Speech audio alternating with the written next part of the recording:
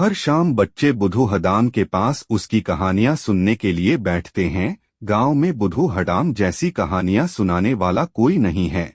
वह आपको चोरों और विधवाओं के बेटे, 7 भाइयों और एक बहन के बारे में बता सकता है। वह आपको दुष्ट सियार की कहानी भी बता सकता है। उनकी कहानियों का कोई अंत नहीं है।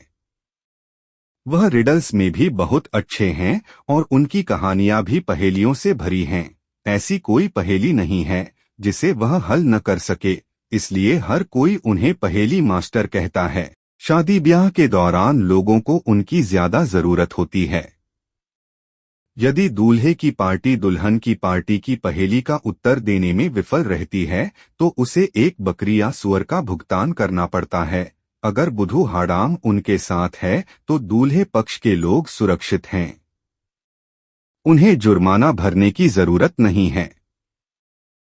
बुधू हडाम की बातें भी पहेलियों से भरी हैं। शिकार के दौरान वह कभी भी तेंदुए को तेंदुआ नहीं कहेगा। वह कहता है, यदि तुम तेंदुए को नाम लेकर पुकारोगे तो वह तुम्हें जान लेगा और मार डालेगा। इसलिए वह इसे जंगली बिल्ली या बिना सींग वाला बैल कहता है।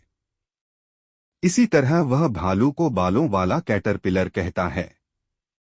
वह किसी को ठेस नहीं पहुंचाना चाहता।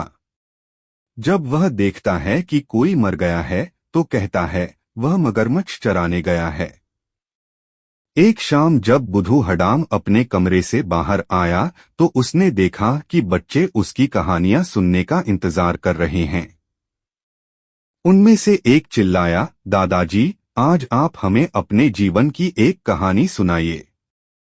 दादा, हमें बताएं कि आपने मनी लैंडर को कैसे धोखा दिया। एक और जोड़ा और सभी बच्चे हाँ हाँ चिल्लाए। बूढ़े ने थोड़ी सी लाल चाय ली, फिर वह शुरू हो गया। मेरे जवानी के दिनों में एक बार मुझ पर एक साहूकार का पैसा बकाया था। वह आए दिन पैसे के लिए आता था, लेकिन मेरे पास उसे भुगतान करने के लिए पैसे नहीं थे।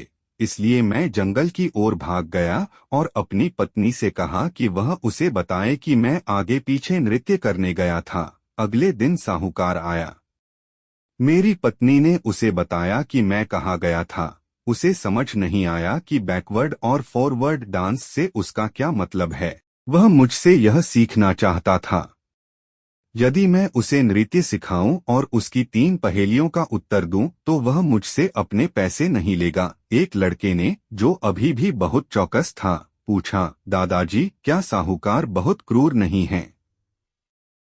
बूढ़े ने उत्तर दिया, साहूकार बहुत क्रूर होते हैं, लेकिन यह साहूकार कम क्रूर था। दूसरे साहूकार किसी भी हालत में अपना पैसा छोड़ने को राजी नहीं होंगे। इसलिए 2 अन्य लोगों को गवाह बनाकर मैं साहूकार से मिला। हम सब जंगल गए। सुबह बहुत ठंडी थी। मैंने उससे अपने गर्म कपड़े उतारने को कहा। फिर मैंने उनमें आग लगाने के लिए कुछ सूखी पत्तियां और लकड़ियां इकट्ठी की। हम आग के बहुत करीब बैठे थे।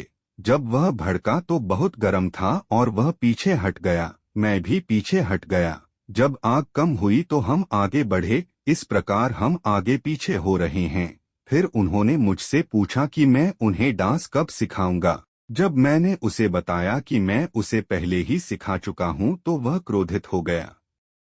तुमने मुझे धोखा दिया है। वह चिल्लाया और कहा, ठीक है, मेरी पहेलियों का उत्तर दो। राजा की थाली जिसे तुम धो नहीं सकते। बुधू हडाम ने उत्तर दिया, एक लिपटा हुआ सांप। इसके बाद 7 आंखों वाला एक बांस आया। बांसुरी, मैंने कुछ ही देर में जवाब दिया। वह काफी निराश नजर आ रहे थे। उसके पास केवल एक पहेली बची थी, आखिरी पहेली। यदि मैंने उसका भी उत्तर दे दिया तो वह अपना पैसा खो देगा। थोड़ा समय निकालकर उसने मुझसे एक लंबी और कठिन पहेली पूछी। उसके पास ताज है लेकिन वह राजा नहीं है। जगाता है आदमी को पर चौकीदार नहीं है। फिर वह चिल्लाया, बताओ यह क्या है? जब मैंने जवाब दिया मुर्गी तो उसका चेहरा पीला पड़ गया और कुछ ही देर में वो वहां से चला गया, यहाँ तक कि एक बार भी पीछे मुड़कर नहीं देखा। सभी लड़के एक साथ हंस पड़े। अब लड़कों को पता था, एक बार जब वह लाल चाय पीना समाप्त कर लेगा तो बुधू हदाम उनसे एक पहेली पूछेगा, इसलिए वे परीक्षण के लिए तैयार हो रहे थे। पहेली थी, वह बैल जो पेट भर खाना खाने पर अपनी पूंछ उठाता है। बुधू हादम ने कहा, जो पहेली का उत्तर दे सकता है वह आज छोटा पहेली मास्टर होगा।